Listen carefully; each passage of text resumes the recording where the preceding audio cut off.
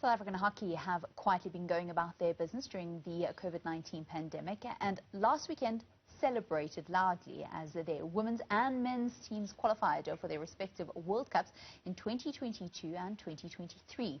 This is after both teams won their African titles. The South African women saw off Ghana in the final 3-1, while the men emerged 3-1 victors in a penalty shootout against Egypt. Joining me in studio to speak all things hockey is South African Hockey Association CEO Marrisa Langeni. A very good evening and welcome to Newzroom Afrika. Good evening. Thanks for having us. Congratulations, firstly, World Cups for both the men and women. Absolutely elated. I think it's been coming for a while, and just being able to participate in the midst of all of this COVID was just a special moment for our teams. And to walk away victorious at the Africa Cup of Nations in Ghana just was the cherry on top after a very difficult season. Just how important is it that both teams go to a World Cup? Extremely important. I think in the life cycle of any athlete, participating at your particular sports code's World Cup is the epitome of a lot of success. And for these particular teams, I think that participating in the Africa Cup of Nations, which is the one event where they gain maximum points that are on the table from a continental participation perspective. So yes, extremely important, and I think to have our continent represented on a global stage is absolutely phenomenal. The boys had some great performances, unfortunately not great results at the Olympic Games. That obviously stood them in good stead to win the continental title. Absolutely. I think it was a good launch pad. We've been trying out a couple of things. I know the coaching staff have been working on that in preparation for the Tokyo Games, bearing in mind that there was very limited preparation time in terms of playing international competition in the build-up to Tokyo. So the coaching staff really had to work hard, go to plan B, plan C at times, in order to make sure that all the teams were prepared for the Tokyo Games. So coming off Tokyo, fantastic results against the Germans at that particular event, finding themselves winning the Africa Cup of Nations event, staving off once again a challenge from Egypt on the men's side and a challenge from Ghana on the women's side really was a good one for us.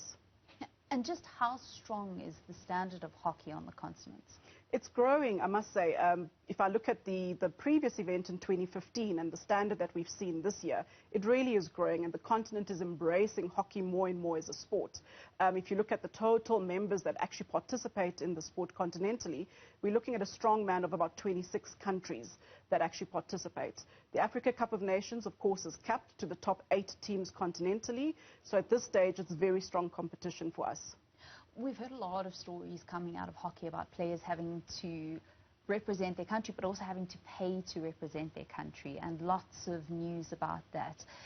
How does this winning continental title go in getting sponsors so that that's not the case for a lot of national players? Continues to tell the good story of where the sport is. It continues to tell the story that we are competitive on a global stage, and that given half the opportunity and half the funding of some of the big names in the industry, we could really become contenders on the international stage. And as you say, teams have been reaching out, players have been reaching out to personal sponsors. We've been reaching out as the National Association to corporates to come on board and basically support these teams. Hockey is one of the fastest growing codes at the school level and really can shine as much as the other sporting codes, the other top 3 sporting codes in the country. So as it stands now, our national men and women, they have to pay a lot of their own way when it comes to international tours? Absolutely. That has been the case for some time. We've had partners that have come on board. But if you look at what it costs to actually send one team on an international tour, we're looking at upwards of 1.5 million to 2 million at any given time. And this is without actually paying the athletes for their time or the coaching staff for their services. This is really operational costs. So it is quite an expensive exercise sending teams to competitions. And especially we want to see them playing at the biggest stages, and that comes at a very big price tag. So unfortunately, there has been situations where players have had to pay, but we've also had some steady sponsors and partners that have come on board and have assisted us as an association. When you speak about playing against some of the biggest nations in the world and having to travel there, that's not going to be the case because the FIH, or certainly for the men's anyway, the FIH Men's Pro League is going to be taking place here in South Africa, and South Africa have got a seat at the table thanks to the fact that COVID ruled out Australia and New Zealand. Yes, we can't wait. We launch off on the 8th of February. And as you say, the top teams in global hockey will be right here in South Africa. The Netherlands have already touched down. They're already acclimatizing in Potchefstroom at the Northwest University campus. And they are really rearing to go and to start the Pro League. We can't wait. The teams can't wait. They've been waiting for years to be invited to play in the Pro League. And as you say, for once, COVID was in our favor, and New Zealand and Australia could not participate in this particular season of the Pro League. And it's going to be taking place at the Northwest University, which itself had to deal with some disappointment due to the COVID-19 pandemic and the Omicron variant, when the anticipated Junior Women's World Cup had to be postponed in December. That was a blow. I think when the news broke about Omicron, we knew that we were in trouble. And very quickly post that, a lot of countries started instituting travel bans, which meant that the airlines were not traveling into South Africa. So a huge challenge for Northwest University, who I must say took this in their stride, did the best they could possibly do under the circumstances, and have come back to rally us again and say we will continue to support the Junior World Cup being held in Potch. And that has been announced by the International Hockey Federation, that the event will continue in April.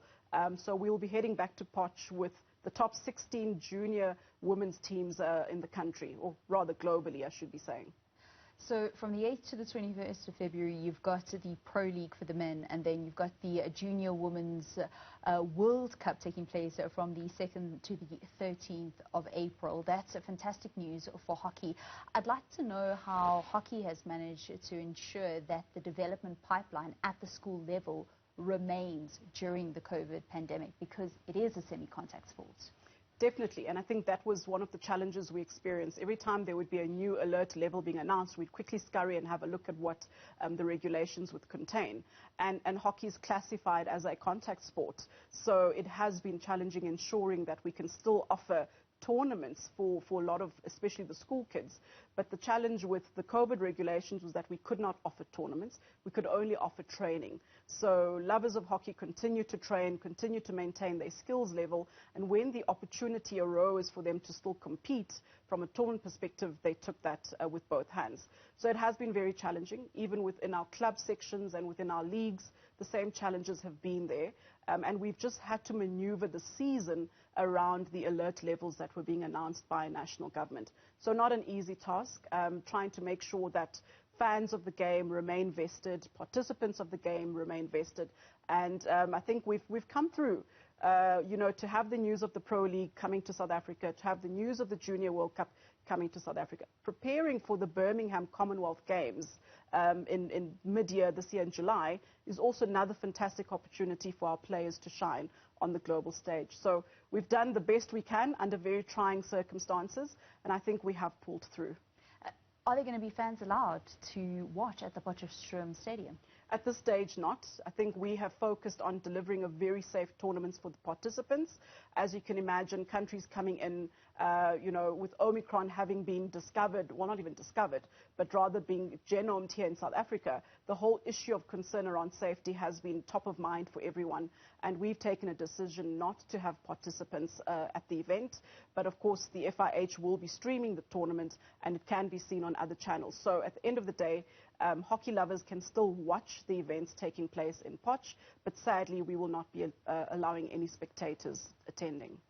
Sure. Well, in very trying circumstances, hockey certainly has been managing the environment. Thank you so much. Marrisa Langeni is the CEO of South African Hockey Association, chatting to us about the huge strides that they've made, which we saw a symbol of when our national men's and women's team won the continental titles last weekend and qualified for the World Cup. Thank you so much for coming into studio. South Africa will also be hosting the Men's Pro League as well as the FIH Junior Women's World Cup in Potchefstroom.